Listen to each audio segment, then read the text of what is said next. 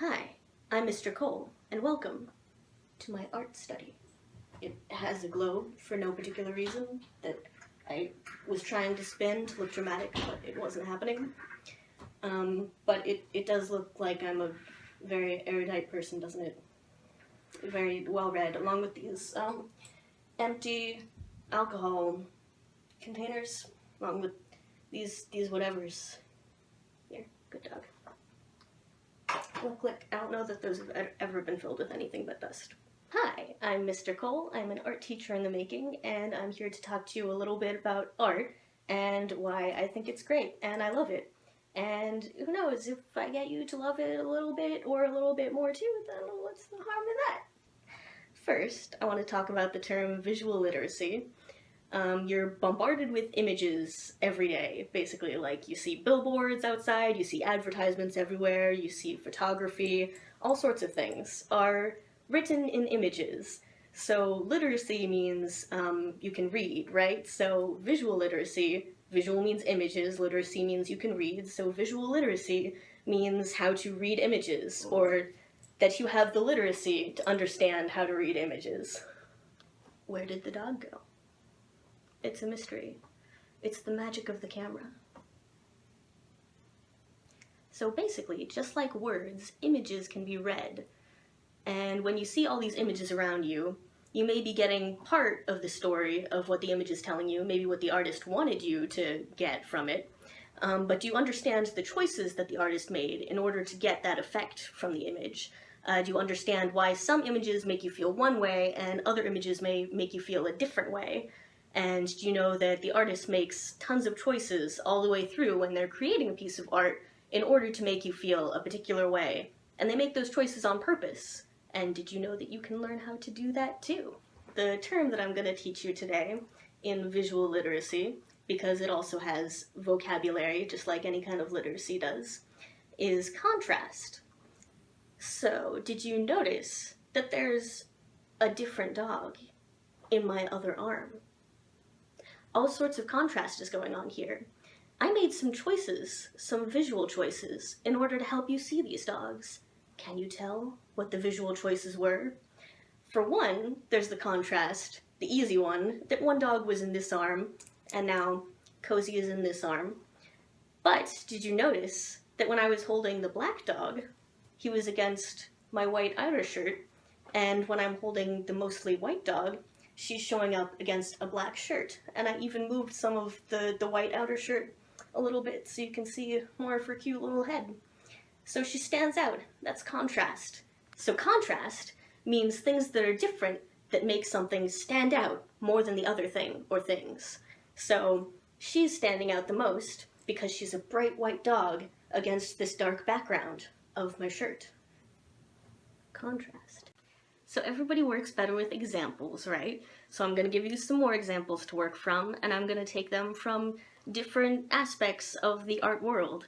First is an example that may not surprise you, because I'm an art teacher, but here is Sandro Botticelli's Birth of Venus, a famous painting, and this is not just something that the artist threw together.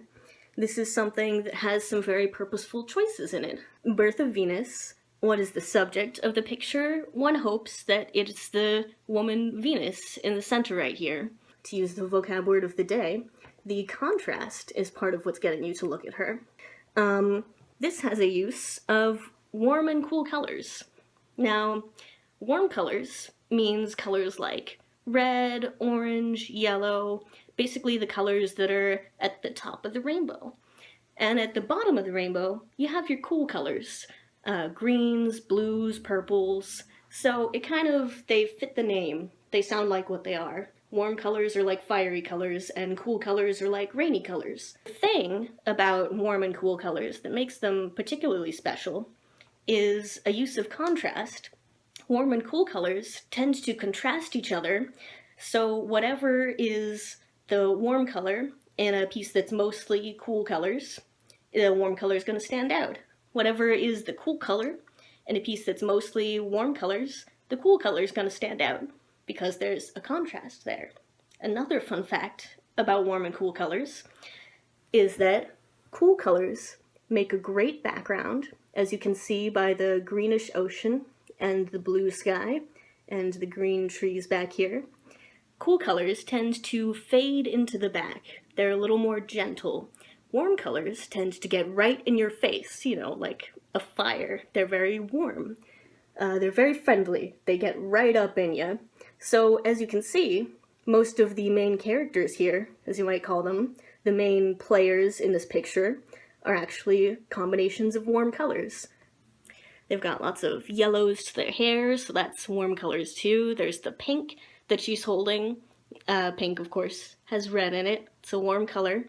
So the pink, the fabric that she's holding, is making them stand out in the foreground as well. So that's a classic art example.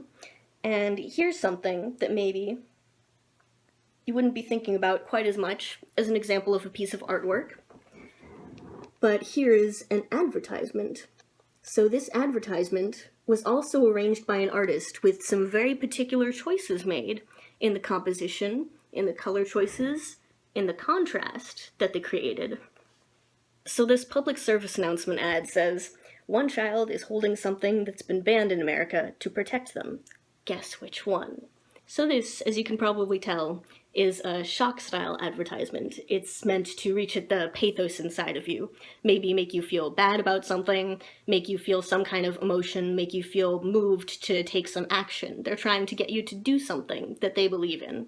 Whether or not you agree with it or believe in it, maybe it has something to do with the picture, maybe it doesn't, but they're hoping that this picture will affect you when you look at it. So, in this one, there's a girl holding a gun, and there's a boy holding a Kinder egg, a Kinder Surprise egg.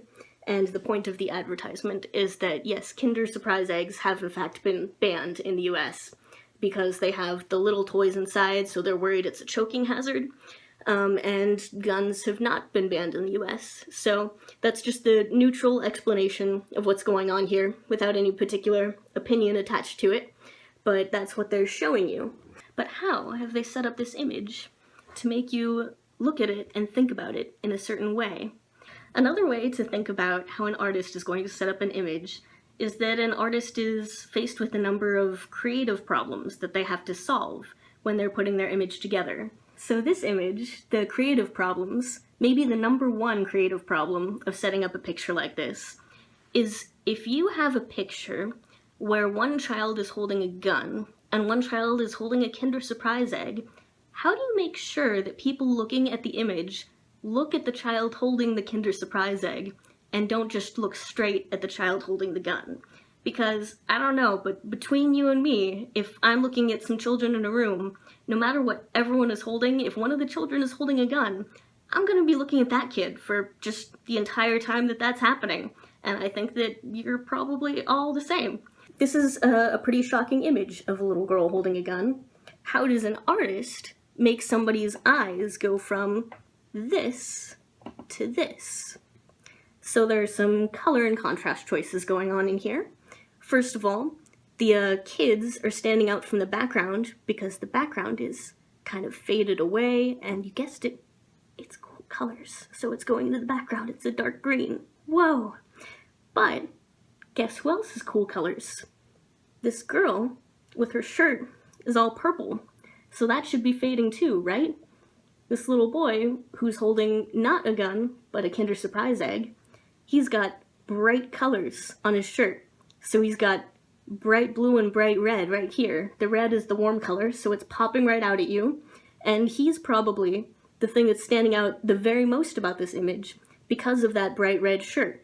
So then, instead of just looking at the gun here, you're also looking at this kid holding this egg because it's surrounded by the color red, and that makes you look straight at it.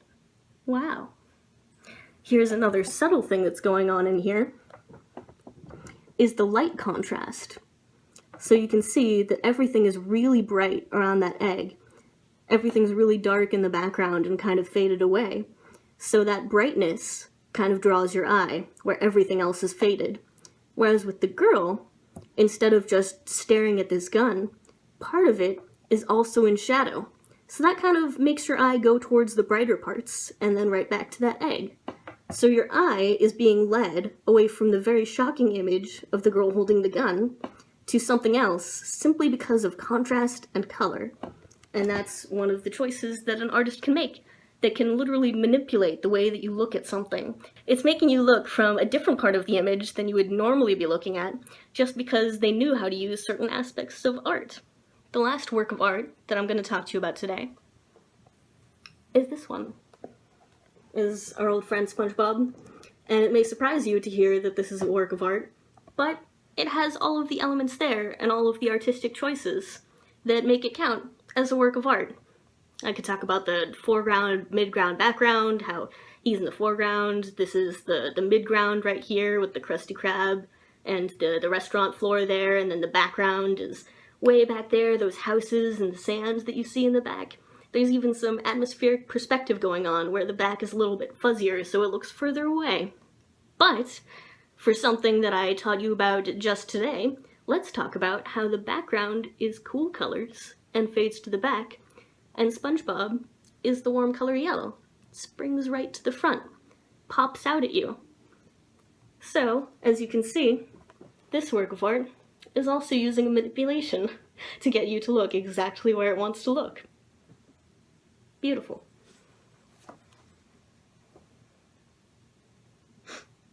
It's beautiful. I don't know what else to...